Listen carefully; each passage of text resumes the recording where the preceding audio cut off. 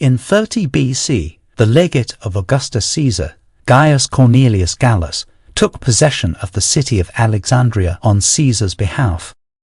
Following Rome's annexation of Egypt in the aftermath of Cleopatra's death, Gallus, who was a member of the equite class, was appointed by Augustus to serve as Egypt's first Roman prefect, assuming oversight of the newly acquired territory as Augustus Caesar departed Egypt in preparation for the celebration of his triumphs back in Rome.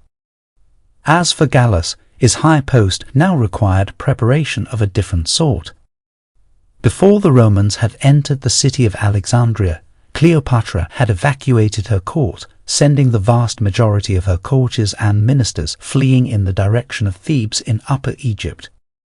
We are told that within the first regnal year of Pharaoh Caesar's, a reference to the first year of Augustus' reign, Gallus was forced to engage in several battles in Upper Egypt, putting down rebellions which seem likely to have been instigated by the remaining Ptolemaic ministers. Within only 15 days, Gallus twice defeated the Egyptian resistance before occupying the city of Thebes. He then pursued those who had fled occupied Thebes and successfully conquered the cities of Boeotis, Ceramis, Diospolis Magna, Coptus and Ophion, finally capturing the leaders of the rebellion. After executing the leaders of the revolt, Gallus then marched his armies across the Nile Cataract and into lands where no Roman or Egyptian king's armies had gone before. At the town of Philae, Gallus gave an audience to ambassadors from the king of Ethiopia, and afterwards received the Ethiopian king himself, who visited Philae under assurances of Gallus's protection. To solve the problem of generational struggles between Egypt and Ethiopia, Gallus created a new puppet state called Triocontistomos, which he placed under the rule of a local petty king. Triocontistomos thereby acted as a buffer zone between Egypt and Ethiopia in much the same way that Media Atropatene acted as a buffer zone between Armenia and Parthia. Upon his return to Alexandria, Gaius Cornelius Gallus saw to it that his monumental list of accomplishments was inscribed on the pyramids, dedicating his deeds to Augustus as Pharaoh Caesar's, son of a god, may he live forever. But Gallus also ordered that statues of himself be erected throughout Egypt. His lack of humility did not go unnoticed by his close associate and comrade, Valerius Largus, who considered Gallus to have been encouraged to insolence by the honor granted him by Caesar Augustus and by the magnitude of his own military accomplishments. Largus then reported to Caesar Augustus, who was campaigning in Hispania at the time, that Gallus had grown haughty and proud, often engaging in disrespectful gossip about Caesar Augustus.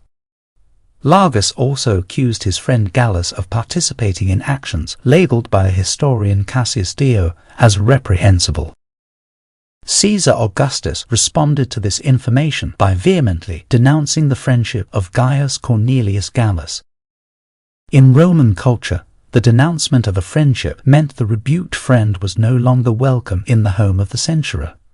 But for Caesar Augustus, the boundaries of his home now extended to his provinces.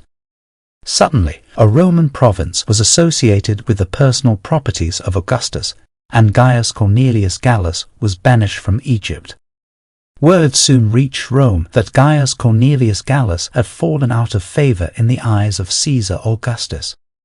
Many within the Senate were anxious to flatter the princeps civitatis, or first among equal citizens. They were quick to decry the arrogance of Gallus as requiring more than mere denouncement. Their fawning over Augustus required their agreement that this was a crime worthy of harsh punishment. Although Gallus himself was an equite, and had risen to the post of prefect of Egypt through the good offices of Caesar Augustus, it's likely the Senate's equite population were among those most eager to condemn him, spying in Gallus's downfall an opportunity to rise in Augustus' new Rome, a Rome in which the equites had become more powerful than the shrinking population of old patrician families. When in his triumphal parade of 29 BC, Caesar Augustus had chosen to supplant the traditional four-horse chariot known as the quadriga with the unmistakable symbol of the equite class, riding ahead of the Senate on horseback, He had conveyed a subtle message to the Roman Empire. The time of the equites had finally come. After all, despite being adopted into the patrician Julii clan, Caesar Augustus had been born Gaius Octavius to an equite family. His right-hand man and closest friend, Marcus Agrippa, was also an equite, as was his propagandist, Gaius Maecenas.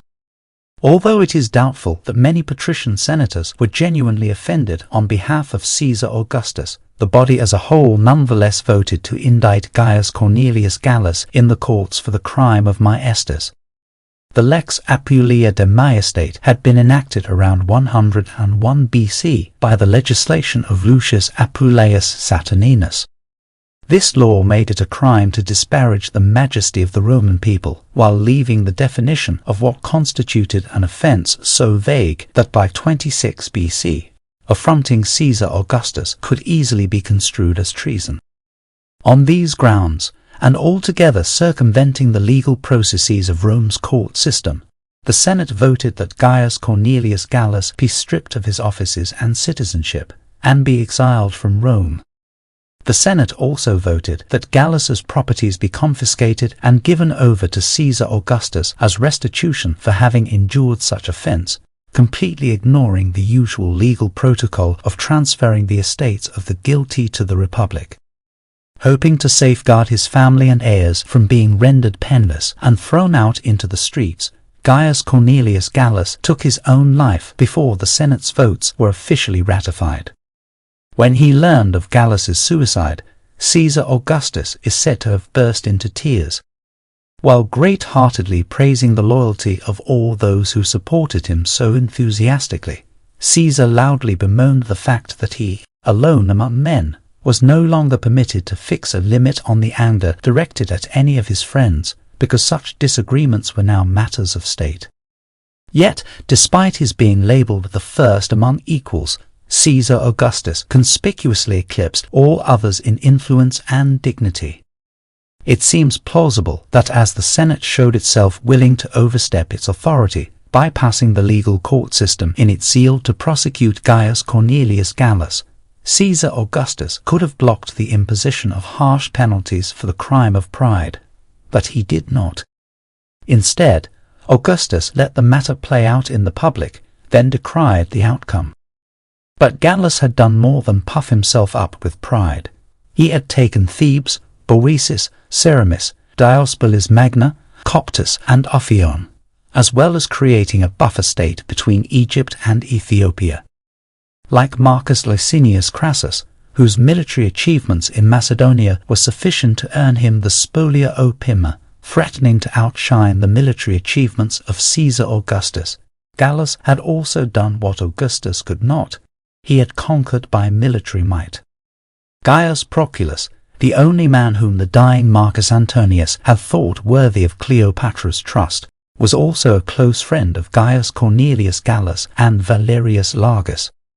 After Gallus committed suicide, we are told that Proculus used what influence he had to bring odium on Valerius Largus for such a betrayal of their friend Gallus. However, Proculus, who was also an equite friend and supporter of the Princeps Civitatis, was the very man who had captured Queen Cleopatra, yet he was never rewarded and failed to reach a single high office under Caesar Augustus. By sharing the triumphal accolades of his many legates between the years 28 and 25 BC, and by blocking the attempt made by Marcus Licinius Crassus to claim and dedicate the Spolia Opima in 27 BC, Caesar Augustus demonstrated an unwillingness to be upstaged by any military commanders, bringing into question whether the downfall of Gaius Cornelius Gallus was the result of an unfortunate cascade of events and misunderstandings between friends, or was, instead, the removal of a man with potential claims to military glory by design.